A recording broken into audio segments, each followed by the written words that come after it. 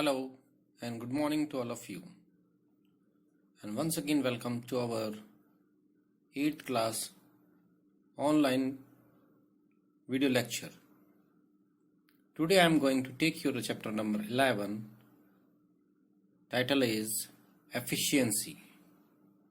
Word of wisdom is work well, begun is half completed, but work well completed leads straight to success.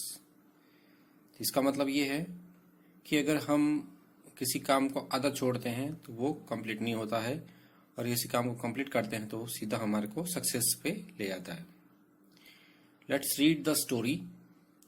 Efficiency is the capability to do work in the best possible manner. Efficiency एक capability है.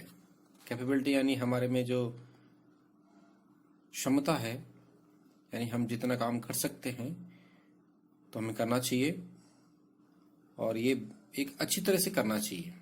When we start working an office, यदि हम किसी office में काम करते हैं, we should try to get a clear picture of the nature of our work, of how it is related to the others member of the office, and how it contribute to the efficiency of the organisation as a whole. तो ये बता रहे हैं कि अगर हम office में काम करते हैं तो हमें एक क्लियर पिक्चर मिलती है कि हमारा वर्क कैसा है.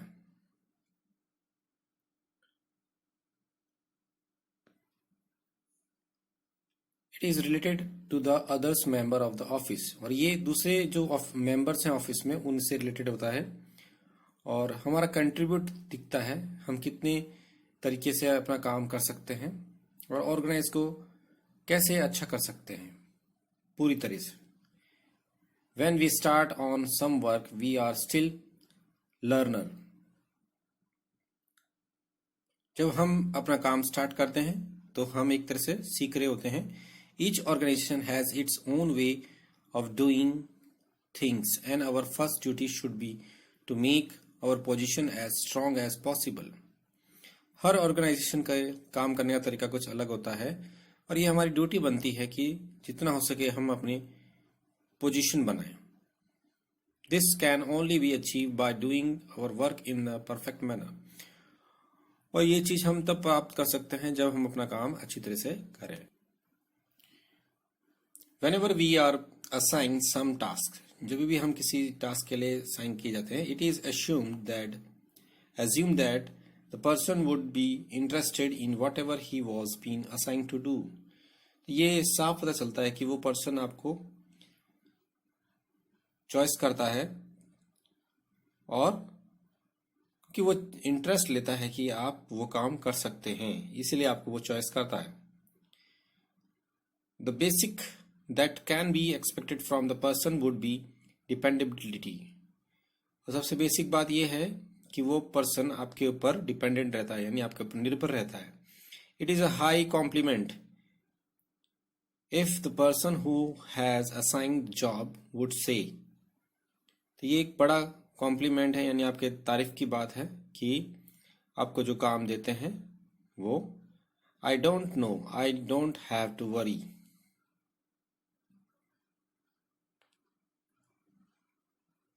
About the job I have assigned to him. तो ये कह रहे हैं कि मुझे चिंता नहीं है जो भी मैंने आपको काम दिया है, क्योंकि वो आपके ऊपर विश्वास करते हैं कि आप उसको बहुत अच्छी तरह से काम करेंगे. If a person is not interested in doing the work, it is noticed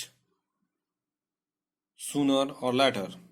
यदि कोई पर्सन काम करने में इंटरेस्टेड नहीं होता है तो वो धीरे धीरे या जल्दी ही पहचान में आ जाता है कि ये काम ढंग से नहीं करता है. In the modern line service and the team work is much short after. तो आज के समय में देखें, सर्विस में टीम वर्क बहुत ही ज्यादा जरूरी है. The self seeker, no matter how hard he work, cannot go far. जो अपने में सोचता है तो उसका मतलब यह है कि वो हार्ड वर्क नहीं करता और वो जल्दी ही पीछे रह जाता है. Forgetfulness and carelessness are two characteristics that can never be forgiven. Forgetfulness मतलब आपको भूलना नहीं चाहिए, केयरलेसनेस मतलब कभी भी लापरवाह नहीं रहना चाहिए। ये दो कैरेक्टरिस्टिक्स हैं जो आपको हमेशा याद रखना चाहिए। If a person has even one of the two traits, he would have a hard life ahead. A typist who leaves a comma in a sentence can bring great loss to the company. ये कह रहे हैं कि एक person has even one of the two traits, person के पास में दो रास्ते होते हैं। He would have a hard life ahead, उसके आगे बहुत सारी कठिन परिस्थितियां होती हैं। और टाइपिस्ट, जैसे कि एक टाइपिस्ट कॉमा छोड़ता है सेंटेंस के साथ में, तो वो कंपनी के लिए बहुत सारे लॉस भी छोड़ता है। The comma is symbolic, comma एक सिंबल है। It is a little things, एक छोटी चीज है। ट्राइवल्स इन इटसेल्फ, ये एक तरह से आगे की मुसीबत को बताता है। But can have grave consequences, और ये बहुत बड़ा आगे रोल प्ले करता है। In order to the efficient one need not be only competent. दूसरे तरीके से देखें तो एफिशिएंसी क्या होता है, एक कॉम्पिटेंट है आपका। He should have the skill as well as initiative, यह आपके पास में एक गुण हो सकता है और इसमें इनिशिएटिव होना चाहिए, आपको आगे बढ़कर करना चाहिए काम। Initiative give the drive and the thrill that is needed to complete the job efficiently. Initiate क्या होगा, आपको आगे बढ़ने में हेल्प करेगा, आप काम को बहुत इंटरेस्ट से करेंगे और बहुत अच्छी तरह से करेंगे। If we have the initiative we will not only gain experience but we will also make a new discoveries। यदि हम इनिशिएटिव करेंगे तो हम ना केवल अपने आप में एक एक्सपीरियंस लेके आएंगे बल्कि हमारी एक नई डिस्कवरी भी होगी। No matter how small your job is, always see its importance in relations to the total setup। कोई मैटर नहीं करता कि आपका जॉब कितना छोटा है, आप हमेशा इसको इस तरह से इंपॉर्टेंस दें कि ये आगे जाके आपके लिए बहुत इंपॉर्टेंट रहेगा। Many large organisations provide post employment training to those who wish to gain additional technical skills. बहुत सारी जो ऑर्गेनाइजेशन होती है वो आपको पोस्ट में आगे बढ़ने के लिए आपको ट्रेनिंग देती है और जिससे आप एक एक्स्ट्रा ऑर्डिनरी चीज को सीखते हैं और आगे बढ़ते हैं। Apart from the correct attitude to work, good relationship with the others people working in the same office is also very beneficial। इसके अलावा ये कह रहे हैं कि एक अच्छा एटीट्यूड होना भी आपके लिए बहुत अच्छा होता है। वर्क जहां कर रहे हैं आप, अपने जो वर्कर्स हैं उनके साथ में अच्छी दोस्ती रखिए, आप अच्छा रिलेशन रखिए, तो ये आपको आगे बढ़ने में फायदा पहुंचाएगा। An organisation is not run by machines, एक ऑर्गेनाइजेशन सिर्फ मशीन से ही आगे नहीं बढ़ती। It is a family of human being who have to work together whether they like it और not.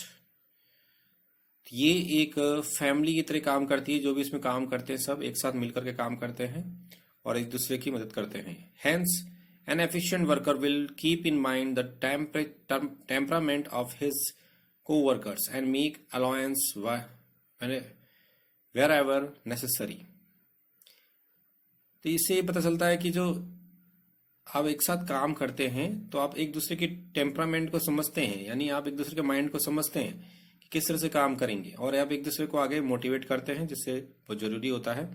In any organisation whenever there is a chance of any friction और clash of personalities और interest, the individual should have a mature and considerated outlooks. किसी भी organisation के अंदर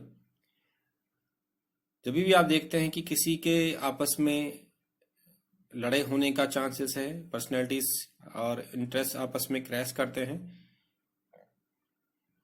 तो आपको अपने आप में ही ऐसा करना चाहिए कि उनको मैच्योर करना चाहिए और उनको सही रास्ता दिखाना चाहिए। It is better to remember that everybody can tend to become moody और each person is liable to make mistakes sometime और द अदर्स, कि एक अच्छा तरीका है कि आप याद रखें कि सभी लोग क्या हैं, मूडी होते हैं, और हर पर्सन को विश्वास करना चाहिए आपको, और कोई मिस्टेक हो जाए तो उसको समझना चाहिए। Attentiveness is very important to be able to work efficiently. Attentiveness यानी आपको बहुत एक्टिव होकर काम करना चाहिए, तो ये भी एक बहुत इंपॉर्टेंट क्वालिटी एफिशिएंसी की। Slip of memory, something misunderstood, a telephone call inaccurately recorded, are small things that can make a person inefficient. Attentiveness मैंने बता दिया आपको। अटेंटिवनेस मतलब आपको एक्टिव होकर काम करना चाहिए, ये भी एक अच्छी क्वालिटी है एफिशिएंसी की। और मेमोरी से कोई बात छूट जाना, तो ये एक मिसअंडरस्टूड हो जाता है, अपने माइंड में हम समझ नहीं पाते कि क्या चीज़ है। A telephone call inaccurately recorded are small things. Telephone call जो हम करते हैं वो ऑटोमेटिकली रिकॉर्ड होता है, that can make a person inefficient. वो आपको एक मतलब आप उसके काबिल नहीं बन पाएंगे, ऐसा कर देता है। तो हर काम बड़े सोच समझ के और एक्टिव होके करना चाहिए। The best way to tackle any assignment is to approach it in a spirit of self-confidence, receptivity, willingness to learn, and also ability to take order. तो सबसे अच्छा तरीका है किसी भी असाइनमेंट को करने का, यानी किसी भी काम को करने का, कि उसकी अप्रोच कैसी है। हमें सेल्फ कॉन्फिडेंस बढ़ाना चाहिए और उसको रिसेप्टिवली अच्छी तरह से ध्यान लगा करना चाहिए, विलिंगली इच्छा से करना चाहिए, सीखना चाहिए और अपनी पूरी एबिलिटी से उसको करना चाहिए। This means that we take interest in whatever we do. इसका मतलब ये है कि हम जो भी चीज़ है उसमें बहुत इंटरेस्ट ले रहे हैं। डेवलप इनिशिएटिव, हमारे अंदर हमें डेवलप करना चाहिए कि हम उसमें आगे होकर उस काम को करें। And ask for reasonable advice in order to avoid making mistake. हम आपस में कहें कि हम मिस्टेक्स को दूर करेंगे, यानी एक दूसरे की मिस्टेक्स को सुधारेंगे और एडवाइस करेंगे कि हम अपने एक्सपीरियंस से सीखेंगे और एक दूसरे को सलाह देंगे जिससे मिस्टेक्स कम हो।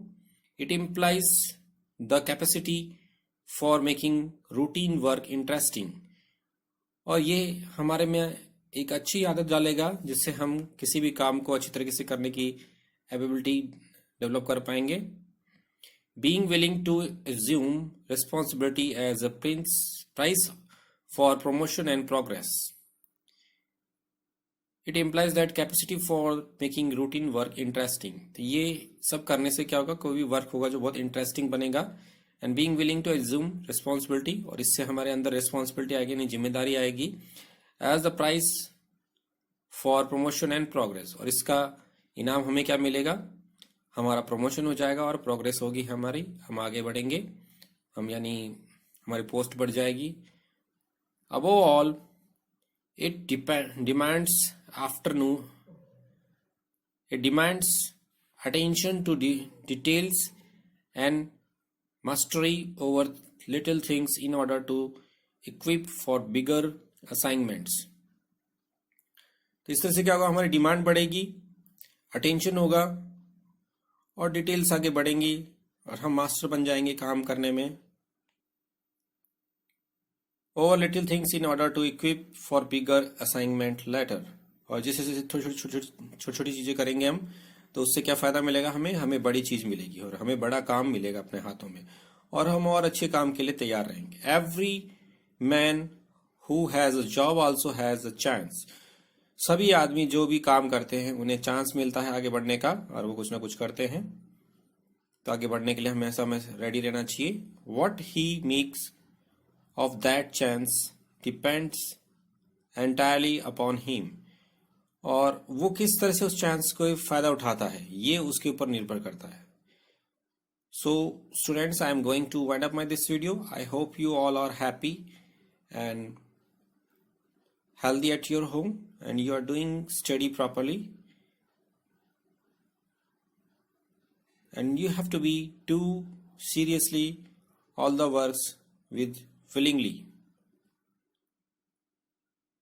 God bless you and bye.